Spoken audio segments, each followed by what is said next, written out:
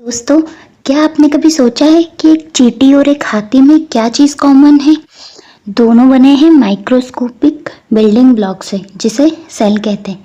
नमस्ते दोस्तों, मैं हूं प्रांजल और स्वागत करती हूं आपका एम्स हब पर। आज हम बात करेंगे बायोलॉजी के उस हीरो की जिसके बिना हमारा कोई वजूद ही नहीं है, द सेल। ओके, अब आप सोचेंगे व्हाट इज सेल? तो सेल लाइफ की स्ट्रक्चर फंक्शनल यूनिट है। इसका मतलब ये है कि हमारी बॉडी का हर फंक्शन, हर स्ट्रक्चर सभी इस एक नन्हे से सेल पर टिका हुआ है। और सबसे बड़ी बात यह है कि यह इंडिपेंडेंट एग्जिस्टेंस शो करता है।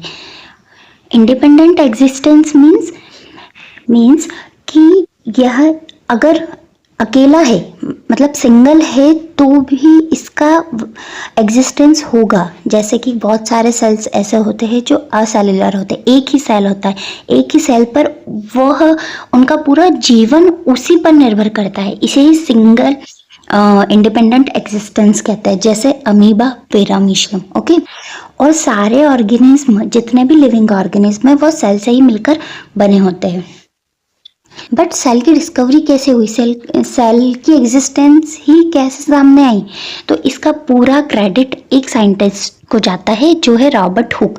रॉबर्ट हुक ने 1665 में सेल को ऑब्जर्व किया। उन्होंने देखा पेड़ की एक छाल होती है ना, उस एक थिन स्लाइस ऑफ कॉर्क को एक माइक्रोस्कोप में देखा, तो उन्हें कुछ स्ट्रक्चर किसी चीज से सिमिलर दिखा। उन्होंने नोटिस किया कि ये structure Honey comb like structure है। हनी कॉम्ब मीन्स मधुमक्खी का छत्ता, या जो मैं स्क्रीन पर मेंशन है ना, जो छत्ते जैसा स्ट्रक्चर दिख रहा है, उन्हें ऐसा ही स्ट्रक्चर दिखाई दिया। और जब उन्होंने ये स्ट्रक्चर देखा तो ये अंदर से पूरा खाली था, अंदर उन्हें कुछ दिखा नहीं, क्योंकि माइक्रोस्कोप पुराना था, इतना एडवांस नहीं था। तो जब उन्होंने देखा और तो वह डेथ सेल थी। ओके, ये बात ध्यान रखना कि रॉबर्ट हुक ने डेथ सेल की डिस्कवरी की थी। और उन्होंने इसका नेम सेलुला मीन्स लैटिन भाषा में इसका मीनिंग होता है स्मॉल रूम, तो उसी से ये नेम सेल रॉबर्ट हुक ने दिया। ओके, और यही सेम बातें उन्होंने उनकी बुक माइक्रोग्राफिया में लिखा है इसी के बारे में। अब हमेशा नेम में कंफ्यूजन हो जाता है, तो कैसे याद रखें कि रॉबर्ट हुक है? रॉबर्ट हुक मतलब सबसे पहले रॉबर्ट हुक ने ही सेल को हुक किया। अफसोस कि वो सेल डेथ निकली, वो उनकी गलती नहीं थी। ओके, तो रॉबर्ट हुक ने डेथ सेल की डिस्कवरी की 1665 में।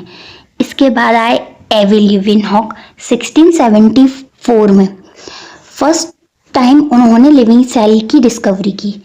ओके, आपको लीवेनहॉक के नेम से याद आएगा कि जब माइक्रोस्कोप की डिस्कवरी के बारे में हम पढ़ते हैं तो एवी लीवेनहॉक का नेम आता है। इन्होंने ही एडवांस माइक्रोस्कोप की डिस्कवरी की थी। इन्होंने एक पॉन्ड वाटर में कुछ सेल को लिया और उन्हें जब माइक्रोस्कोप में देखा तो वह मूव कर रही थी, मूवमेंट हो रहा था। इसी से ही हमें पता चला कि लिविंग सेल की डिस्कवरी एवी लीवेनहॉक ने की थी। ओके, इसके बाद रॉबर्ट ब्राउन का नेम सामने आता है। 1835 में उन्होंने न्यूक्लियस की डिस्कवरी की थी। इसे आप ऐसे याद रख सकते हैं कि एक सेल में एक ब्राउन रंग का धब्बा है जिसे न्यूक्लियस कहते हैं। Robert brown, nucleus 1831। और जेई पुरकिंजे ने सेल के अंदर जो लिक्विड भरा होता है प्रोटोप्लाज्म, उसकी डिस्कवरी की 1839 में। ये साइंटिस्ट के नेम बहुत इंपॉर्टेंट है, और इन्होंने किस ईयर में डिस्कवर किया ये भी इंपॉर्टेंट है, याद रखना। इसके बाद आती है बारी सेल थ्योरी की। सेल थ्योरी, हमने सेल के बारे में तो समझ लिया कि सेल की डिस्कवरी किसने की और सेल की क्या इंपॉर्टेंस है हमारी लाइफ में, बट इससे रिलेटेड थ्योरीज दी है। दो साइंटिस्ट थे, जर्मन साइंटिस्ट, एमजे श्लीडन और थियोडर श्वान। इन्होंने मिलकर एक थ्योरी दी है। एमजे श्लीडन बॉटनिस्ट थे और जूलॉजिस्ट थे श्वान। ओके, इन्होंने मिलकर ये थ्योरी दी है कि all organism are composed of cell. Okay, सारे ऑर्गेनिज्म सेल से ही मिलकर बने होते हैं। इन्होंने बताया कि सारे सेल मिलकर टिश्यू बनाते हैं, सारे टिश्यू से ऑर्गन बनता है, ऑर्गन से ऑर्गन सिस्टम और ऑर्गन सिस्टम से ऑर्गेनिज्म बनता है। ये दैट मीन्स सेल ही बिल्डिंग ब्लॉक है ना। कोई सी भी बिल्डिंग बनाने के लिए ईंट की ज़रूरत पड़ती है ना, वैसे ही हमारी जो बॉडी है, हमारी जो बिल्डिंग है, उसके लिए हमें सेल की इम्पोर्टेंस होती है। और हमेशा कंफ्यूज हो जाते हैं कि एमजे श्लीडन बॉटनिस्ट थे कि जूलॉजिस्ट, श्वान जूलॉजिस्ट थे कि बॉटनिस्ट। तो इससे आप ऐसे याद रख सकते हो कि श्वान मीन्स स्वान, ओके, स्वान ने मारना, जो हंस होता है, हंस एक एनिमल है, तो श्वान ने animal is related to zoology, तो जूलॉजिस्ट थे, श्वान जूलॉजिस्ट थे, और श्लीडन ऑब्वियसली बॉटनिस्ट ही होंगे फिर, ओके। इसके बाद आता है modern cell theory. Cell theory का मॉडिफिकेशन का नेम सामने आता है हमारे रुडोल्फ विर्चो 1855 में। इन्होंने बोला कि आप बोल तो सही रहे हो कि सारे ऑर्गेनिज्म सेल से ही मिलकर बने होते हैं, लेकिन इसमें एक मॉडिफिकेशन की नीड है कि सेल आई कहाँ से। तो इन्होंने बताया कि all new cells are arise from pre existing cells, पुरानी सेल से ही न्यू सेल्स बनती है। और उन्होंने फ्रेज दिया ओमनियस सेलुला ई सेलुला। इसका मीनिंग ये होता है कि new sales arise from pre existing sales. या आपको स्क्रीन पर यह स्ट्रक्चर दिख रहा होगा जिसमें हमने न्यूक्लियस, सेल मेम्ब्रेन और साइटोप्लाज्म मेंशन किया हुआ है। ये जो चीज़ दिख रही है आपको अभी, सिर्फ यही सेल का स्ट्रक्चर नहीं होता है, एक असेलुलर सेल का स्ट्रक्चर है। ये ज़्यादा एडवांस नहीं है, हम आगे के लेक्चर में सेल का डिटेल एक्सप्लेनेशन देखेंगे। फिलहाल रुडोल्फ विर्चो का नाम याद रखना आप, ओके। वी मतलब व्यू, इन्होंने ही पॉइंट ऑफ व्यू चेंज किया था कि मॉडिफिकेशन किया था सेल थ्योरी का, ओके। इसके बाद आते हैं पोस्टुलेट ऑफ सेल थ्योरी, मतलब अभिधारणा। पोस्टुलेट क्या क्या डिफरेंट टर्म्स दिए हुए हैं सेल से रिलेटेड, अलग अलग साइंटिस्ट हैं इसके बारे में, और बाकी कुछ का तो हम डिटेल एक्सप्लेनेशन कर चुके हैं। आगे का देखते हैं। The cell is the structure and functional unit of life, okay. इसके बारे में मैं आपको एक्सप्लेन कर चुकी हूँ। All cellular organism are made up of one और मोर सेल्स। बहुत सारे सेलुलर ऑर्गेनिज्म सेल से ही मिलकर बने हुए हैं, आप बहुत अच्छे से जानते हैं। All cell arise from pre existing cells, Rudolf Virchow ने ये बताया था। और प्री एग्जिस्टिंग सेल्स से बने होते हैं, बट कैसे बनते हैं? डिवीजन के द्वारा, ओके।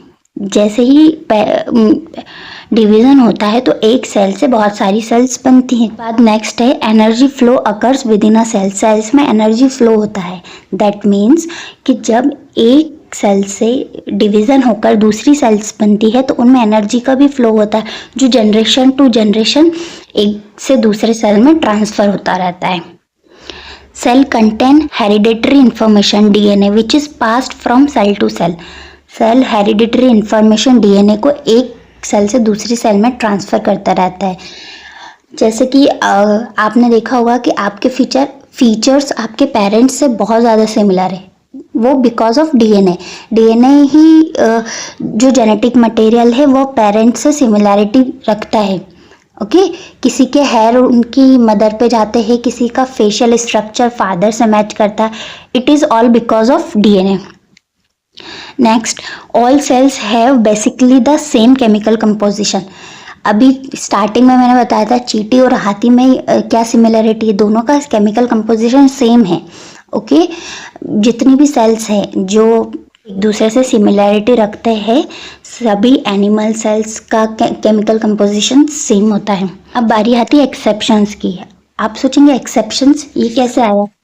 एक्सेप्शंस वो है जो किसी की नहीं सुनते, वो सेल थ्योरी को मानते ही नहीं, बोलते हैं हम जानते ही नहीं क्या सेल थ्योरी होती है, हमारा एक अलग स्ट्रक्चर है, we are different, you know. कि 4-5 एग्जाम्पल है जिसके बारे में हम बात करेंगे। जैसे वायरस के बारे में तो आप बहुत अच्छे से जानते हो, बिकॉज ऑफ कोविड-19 सभी को पता है वायरस क्या होता है।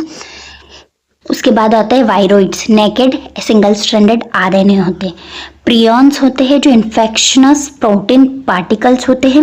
सीव ट्यूब होती है जो component of phloem and nucleus, इनमें न्यूक्लियस एब्सेंट होता है। और मैच्योर आरबीसी जो हमारी रेड ब्लड सेल्स होती है वही उसमें ऑर्गेनल एब्सेंट होता है, ओके। और वीरोसोइड सैटेलाइट आरएनए होता है।